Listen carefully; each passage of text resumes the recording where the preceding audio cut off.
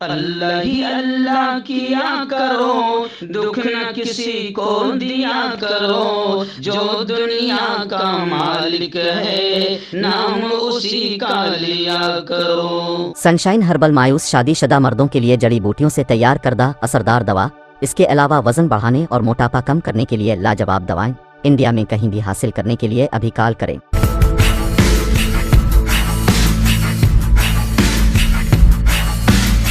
السلام علیکم ورحمۃ اللہ وبرکاتہ۔ ناظرین استقبال ہے، سواگت ہے آپ کا viral news live studio Jalgaon Maharashtra India میں۔ میں آپ کا میزبان مفتی محمد ہارون ندوی۔ آئیے انٹرنیشنل ٹاپ 5 نیوز دنیا کی 5 بڑی خاص اہم خبروں پر نظر ڈالتے ہیں، لیکن سب سے پہلے میں اپیل کروں گا جو ساتھی نئے ہیں اور ابھی تک اس بے باک سچے چینل سے جڑے نہیں ہیں، اگر آپ چاہتے ہو کہ آپ کو ملک بھارت کی اور پوری دنیا کی صحیح اور سچی خبریں دیکھنے اور سننے کو ملیں تو پھر آپ اس چینل سے جڑ جائیے، سبسکرائب کر لیجئے اس چینل کو، بیل آئیکن گھنٹی کے بٹن کو بھی دبا دیجئے تاکہ ہماری ہر ویڈیو ہر خبر آپ کو آپ کے موبائل پر مل سکیں۔ اور ہاں ناظرین، ہم ہر روز ایک اپیل کرتے ہیں کہ پلیز یہ ایک پرائیویٹ چینل ہے اور چینل چلانے کے لیے پوری ایک ٹیم کام کر رہی ہے، بڑا روپیہ پیسہ خرچ ہوتا ہے۔ اگر آپ چاہتے ہو کہ ایسے چینل جو ظلم اور ظالموں کے خلاف بے باک انداز میں بول رہے ہیں، اگر آپ چاہتے ہو کہ ایسے چینل مضبوط ہوں، باقی رہے، آگے بڑھیں،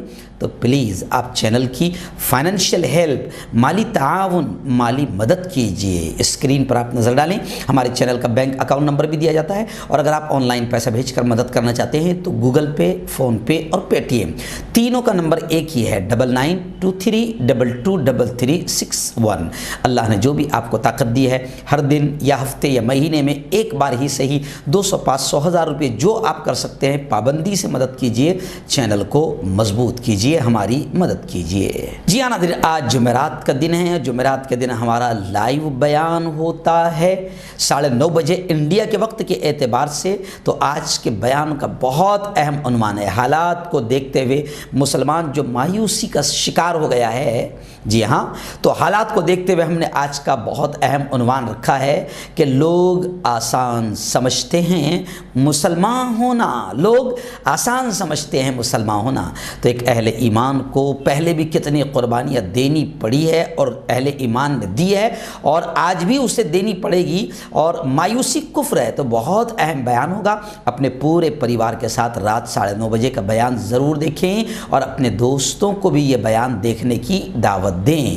ناظرین، پہلی بڑی 2-3 خبریں رشیا اور یوکرین کے حالات کو لے کر ہی آ رہی ہے۔ جی ہاں، اب یوں سمجھے کہ ایک مہینہ ختم ہوگا، لیکن جنگ ہے کہ ختم ہونے کا نام ہی نہیں لے رہی ہے، اور ابھی بڑی ڈینجر خبر آ رہی ہے۔ رشیا کے ترجمان نے، اسپوک پرسن نے یہ کہا ہے کہ اگر وجود کو اگر خطرہ ہوا، ہمارے وجود کو اگر خطرہ ہوا تو پھر رشیا نیوکلیائی ہتھیار استعمال کر سکتا ہے۔ یعنی آپ اندازہ لگائیں کہ اب دنیا کتنی بڑی تباہی کی طرف بڑھ سکتی ہے۔ وہیں پر میں آپ کو بتا دوں کہ رشیا کو بین الاقوامی سطح پر تنہا کر دینے کی مہم تیز ہو گئی ہے۔ یعنی دوسرے ممالک چاہتے ہیں کہ رشیا کا ہم فلی بائیکاٹ کریں اور اسے اکیلا کر دیں، تو یہ مہم تیز ہو گئی ہے۔ یورپین کنٹریز سے امریکہ کنیکشن میں ہے، رابطے میں ہے، اور رشیا کو الگ تھلگ تنہا کرنے کی مہم شروع ہو گئی ہے۔ وہیں پر یوکرین کے جو پریزیڈنٹ ہے زیلنسکی، جو ابھی تک پیچھے نہیں ہٹے ہیں، انہوں نے کہا ہے کہ رشیا کے ساتھ بات چیت اب مشکل کام ہو گیا ہے۔ اور وہیں پر میں آپ کو بتا دوں کہ امریکہ نے رشیا کے کیمیائی ہتھیار استعمال کرنے پر بڑے افسوس کا اظہار کرتے ہوئے کہا ہے کہ جوہری ہتھیاروں کے استعمال سے متعلق جو رشیا کا بیان آیا ہے یہ انتہائی خطرناک ہے، کیونکہ نیوکلیائی ہتھیار اگر استعمال ہوتے ہیں تو پھر ظاہر بات ہے کہ پوری دنیا کو اس کا نتیجہ بھگتنا پڑ سکتا ہے۔ بھائی ناظرین، دوسری بڑی خبر آ رہی ہے پڑوسی ملک پاکستان سے۔ جی ہاں، اس وقت میں آپ کو بتا دوں کہ وہاں پاکستان کے پریزیڈنٹ کا ایک بڑا بیان آیا ہے۔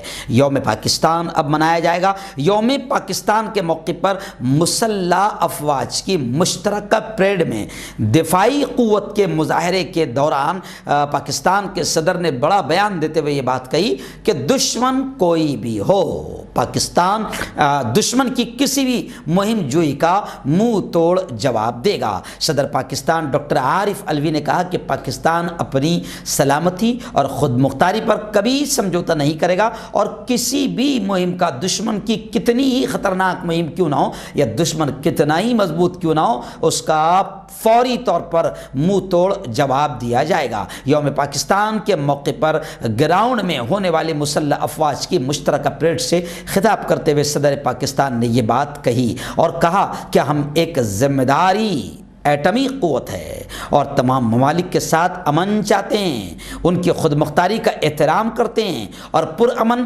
بقائے باہمی کے اصولوں پر ہم قائم ہیں۔ انہوں نے کہا کہ میں یہ بات واضح کر دوں کہ ہم اپنی سلامتی، سیکورٹی اور خود مختاری پر کبھی کوئی سمجھوتا نہیں کریں گے اور کسی بھی مہم جوئی کا فوری اور بھرپور جواب دیا جائے گا۔ یعنی انہوں نے اندرون ملک بڑھ رہے دشمنوں کو بھی اور باہر ملکوں کو بھی بالکل صاف طور سے، یہ کلیئر طور سے یوں سمجھیے کہ دھمکی آمیز انداز میں کہہ دیا کہ کوئی بھی دشمن اگر پاکستان کی طرف نظر اٹھا کر دیکھے گا تو پھر پاکستان اب بڑی قوت ہے، اس کا منہ توڑ جواب ضرور دے گا۔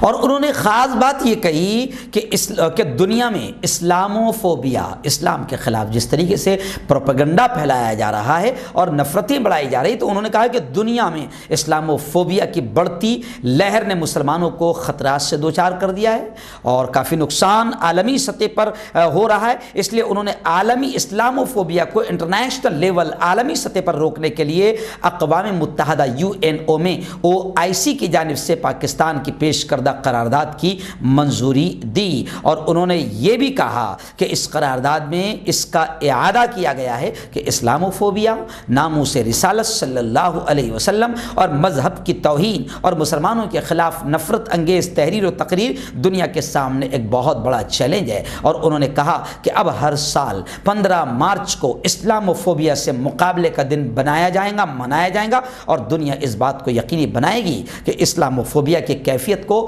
ہمیشہ کے لیے ختم کیا جائے۔ ناظرین، افغانستان سے بڑی خبر آ رہی ہے۔ جی ہاں، افغانستان میں نے آپ کو بتایا تھا آج سے 10-15 دن پہلے بھی خبر دی تھی کہ افغانستان میں طالبان حکومت نے باقاعدہ بیٹیوں کی تعلیم، ان کی اسکول کھولنے کے آدیش، حکم، ہدایت جاری کر دی ہے، لیکن ابھی خبر آ رہی ہے کہ طالبات کے ہائی اسکول کھولنے کا حکم واپس لے لیا۔ افغان حکام نے طالبات کے لیے، بیٹیوں کے لیے گزشتہ کل سے ہائی اسکول دوبارہ کھولنے کا جو حکم تھا وہ واپس لے لیا۔ صبح اسکول پہنچنے والی بیٹیوں کو گھر جانے کا حکم دے دیا۔ خبر رساں ایجنسی کے مطابق وزارت تعلیم نے طالبات کے لیے ہائی اسکول کھولنے کو لے کر یہ کہا کہ ابھی اس پر غور کیا جا رہا ہے۔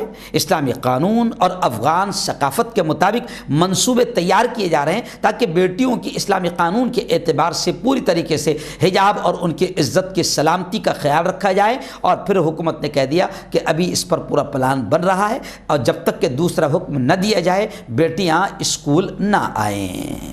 آئیے ناظرین، سعودی عرب حرمین شریفین مکۃ المکرمہ سے ایک اچھی خبر آ رہی ہے۔ جی آپ جانتے ہیں کہ وہاں یہ لوگ معتمرین، عمرہ کرنے والے یا حج کرنے والوں کے لیے جو انتظام کرتے ہیں تو خیر یہ انتظام تو دنیا کی کوئی طاقت نہیں کر سکتی، اس کو تو بالکل ماننا پڑے گا۔ جی ہاں، اچھی چیز کو ان کی اچھی چیز کی میں تعریف بھی کرتا ہوں اور جب وہ گھٹیا حرکت کرتے ہیں اور نبی کے ملک میں ناچ گانے کراتے ہیں تو پھر میں اس کی زوردار مخالفت بھی کرتا ہوں۔ لیکن ابھی یہ اچھی خبر آ رہی ہے کہ مسجد حرام میں مطاف کا جو صحن ہے تو مطاف کا صحن اور زمینی منزل معتمرین کے لیے، عمرہ کرنے والوں کے لیے خاص کر دی گئی۔ حرمین شریفین کے امور کے جنرل پریزیڈنسی نے مسجد حرام میں نماز کے مقامات متعین کر دیے۔ ان میں تیسری سعودی توسیع کی تمام منزلیں، شاہ فہد توسیع کی تمام منزلیں اور مسجد حرام کے تمام صحن شامل ہیں۔ نمازیوں پر زور دیا گیا ہے کہ وہ ماسک لگانے کی پابندی کریں۔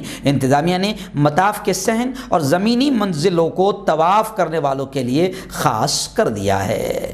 اور یہ بھی خبر ہے کہ 2 سال کے بعد ظاہر بات ہے کہ 2 رمضان تو پورے کورونا میں گزر گئے، پورے 2 سال، تو 2 سال کے بعد اب خانہ کعبہ اور مسجد نبوی صلی اللہ علیہ وسلم میں اعتکاف کی اجازت بھی دے دی گئی ہے۔ مکہ المکرمہ سے ہمارے رپورٹر عبد القیوم، جو ہمارے اپنے جلگاؤں ضلع مارول کے گاؤں کے رہنے والے ہیں، انہوں نے بتایا کہ اب 2 سال کے بعد خانہ کعبہ یعنی مسجد حرام مکہ اور مسجد نبوی یعنی مدینہ منورہ میں، ان دونوں جگہ پر اب رمضان میں جو لوگ اعتکاف کرتے ہیں اس اعتکاف کی اجازت بھی دے دی گئی ہے۔ آئیے ناظرین، آخری بڑی خبر بھی یوکرین اور رشیا کی جنگ کو لے کر ہی آ رہی ہے۔ حالات تو بڑے خراب ہو چکے ہیں اور اب باقاعدہ آپ نے دیکھا کہ نیوکلیائی ہتھیار استعمال کرنے کی بات ہو رہی ہے جو تباہی مچا دے گے۔ ایسا نہیں ہے کہ میں اس سے پہلے بھی کہا کہ جنگ مسائل کا حل نہیں ہے۔ آج 1 مہینہ ہونے پہ آیا ہے، جنگ تھمنے کا نام نہیں لے رہی ہے۔